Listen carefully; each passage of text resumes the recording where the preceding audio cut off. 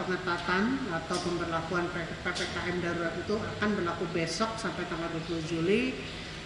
Maka Pemkab Bogor akan memberlakukan PPKM darurat sebagaimana aturan yang telah ditetapkan untuk memutus mata rantai penyebaran COVID-19 di Kabupaten Bogor sebagai berikut.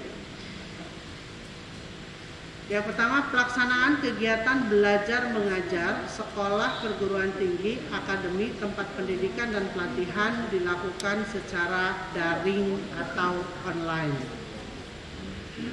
Yang B, pelaksanaan kegiatan pada sektor non-esensial diberlakukan 100% WFH atau work from home. Pelaksanaan kegiatan pada sektor 1. Esensial seperti keuangan dan perbankan, pasar modal, sistem pembayaran, teknologi informasi dan komunikasi, perhotelan, non-penanganan karantina COVID-19, industri orientasi ekspor diberlakukan 50%, maksimal staff work from office dengan protokol kesehatan secara ketat. Dan yang kedua, esensial pada sektor pemerintahan yang memberikan pelayanan publik yang tidak bisa ditunda pelaksanaannya diberlakukan 25% maksimal staff work from office dengan protokol kesehatan secara ketat. Yang ketiga, kritikal seperti energi, kesehatan, keamanan, logistik dan transportasi, industri makanan dan minuman serta penunjangnya, petrokimia, semen, objek vital nasional, penanganan bencana, proyek strategis nasional, konstruksi, utilitas dasar, listrik dan air, serta industri pemenuhan kebutuhan pokok masyarakat sehari-hari diberlakukan 100% maksimal staff work from office dengan protokol kesehatan secara ketat. 4. Untuk supermarket, pasar tradisional, toko kelontong dan pasar swalayan yang menjual kebutuhan sehari-hari dibatasi jam operasional sampai pukul 20 waktu setempat dengan kapasitas pengunjung 50%. Dan 5. Untuk apotik dan toko obat dapat dibuka selama 24 jam.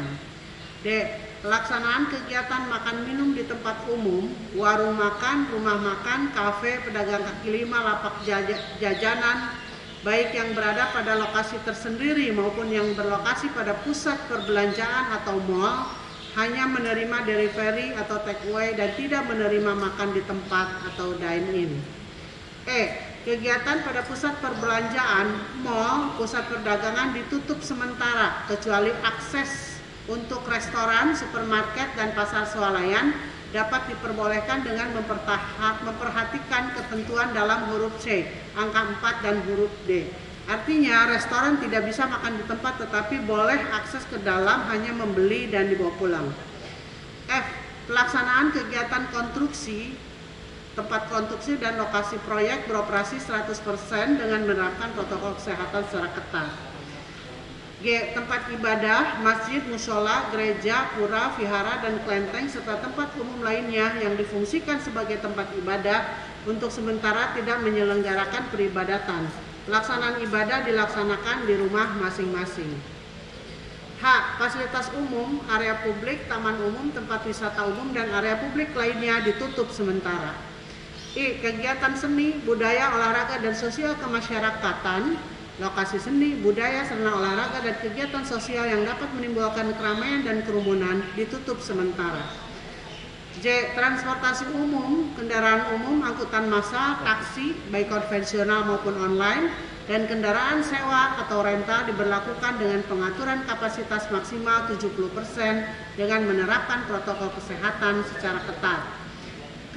Resepsi pernikahan dihadiri maksimal 30 orang dengan menerapkan protokol kesehatan secara ketat dan tidak menerapkan makan di tempat resepsi. Penyediaan makanan hanya diperbolehkan dalam tempat tertutup dan untuk dibawa pulang.